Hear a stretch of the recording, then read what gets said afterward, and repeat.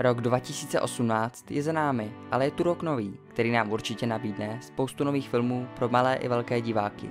A my se společně podíváme na nejočekávanějších 10 z nich.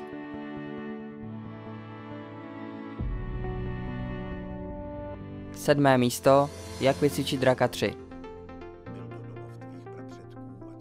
Plánované pokračování příběhu o vikingovi Škyťákovi, jeho drakovi Bezzubkovi a jejich partě kamarádů a draků navazuje na úspěšné předchozí díly. Vydaný trailer nám odhalil Bezzubkovo zjištění, že není jediný svého druhu a zamiluje se do své nové dračí přítelkyně. Škyťák se ovšem bude muset postavit novému nepříteli Grimelovi, který nenávidí draky. Pomoct by mu v tom mělo objevení ztraceného mýtického světa a rady otce, které se mu zjevují. Režie se opět ujal Dean DeBlois, stejně jako se John Pavel postaral o hudbu. Na premiéru se můžeme těšit od 21. února. Podívejme, kdo tu je!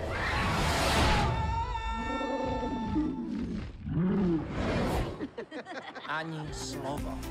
Šesté místo, Toy Story 4. Čtvrté pokračování, které se opět odehrává mezi hračkami. Příběh se má točit kolem toho, že se Buzz společně s kovbojem Woodym vypraví hledat Woodyho ztracenou lásku. Režíruje Josh Cooley, který se předtím podílel na scénáři Animáku v hlavě. Na premiéru se můžeme těšit od 8. srpna.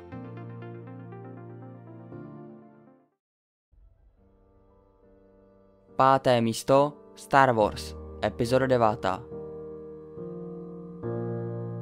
Příští rok v prosinci uběhnou 2 roky od promítání 8. epizody, což znamená, že kina vyplní tradiční předvánoční slot posledním dílem z 3. trilogie Star Wars.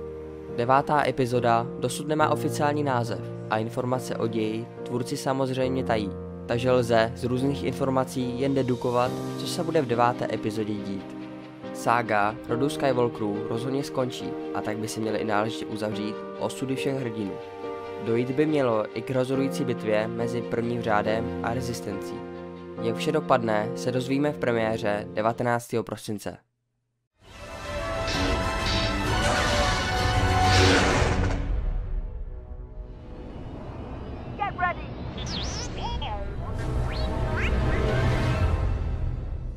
Čtvrté místo, Terminátor 6. Od dob prvních 2 Terminátořích filmů, vzniklých pod dohledem Jamese Camerona, se po jeho odchodu značka vydala k sestupu jak diváckému, tak kritickému. Proto Cameron nyní jako kreativní poradce dohlížel na vznik příběhu. U filmu je přítomen jako producent a navíc oznámil, že se pracuje na celé nové Terminátoří trilogii.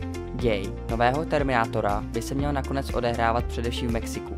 Měl by navazovat na první 2 díly a ignorovat zbývající filmy a seriál. Do ikonické role Terminátora se opět vrátí Arnold Schwarzenegger. Režie se ujal Tim Miller, který je znám především jako režisér Deadpoolu. Na premiéru se můžeme těšit od 31. října.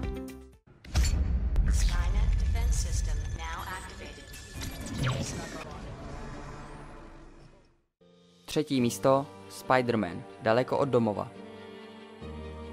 Události filmu se budou odehrávat bezprostředně po Avengers 4, které uzavřou 3. fázi. Děj se tak dle názvu bude z většiny odehrávat mimo USA. Peter Parker by měl o letních prázdninách trávených v Evropě chránit své přátele proti zločinci známém jako Mysterio, který se vyzná v iluzích a zvláštních efektech. Jeden z nejvýznamnějších protivníků Spidermana se tak poprvé dostane na velké plátno. Jednou ze zemí, kde probíhalo natáčení, byla i Česká republika. Konkrétně se využily lokace Karlova mostu a Liberce, kde se pro Spidermana natáčely dabové scény z nespecifikovaného festivalu, pro které byly vybrány stovky zdejších kombarzistů. Natáčelo se i v Londýně, Benátkách a New Yorku. Hlavní role se opět zhostil Tom Holland. Premiéru u nás uvidíme od 5. července. Druhé místo, Captain Marvel. Hlavní roli bude mít žena superhrdinka. Její příchod naznačila už podtitulková scéna z Avengers Infinity War, kdy se objevilo její logo hvězdy na červeno-modrém podkladu. Z traileru víme, že se děj bude odehrávat v 90. letech minulého století.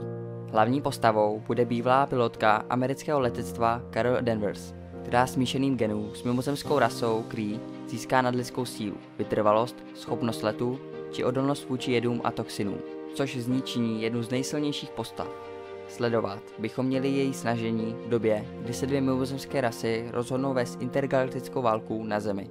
Na premiéru se můžeme těšit 8. března. Já ve vaší válce bojovat nebudu. Já ji ukončím.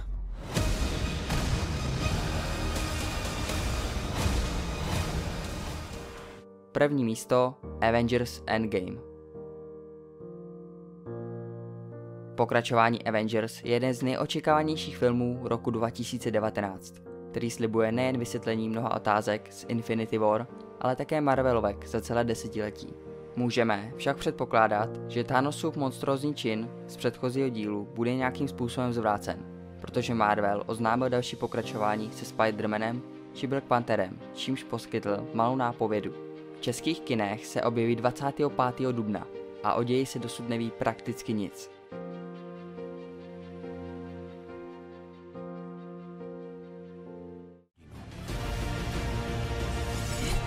Přišli jsme o část sebe samých.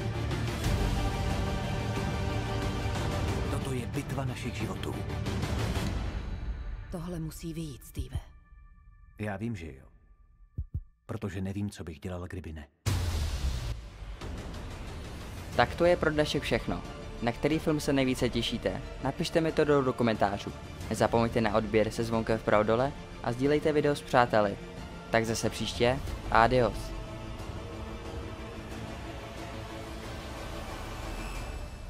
Haló, je někdo doma? Tady Scott Lang. Potkali jsme se před lety, na letišti v Německu. Hodně jsem tam narost. To je starý záznam. Ant-Man, no vím na tuty, že víte, kdo jsem. Stojí u dveří. To jsem já, můžu jít dál?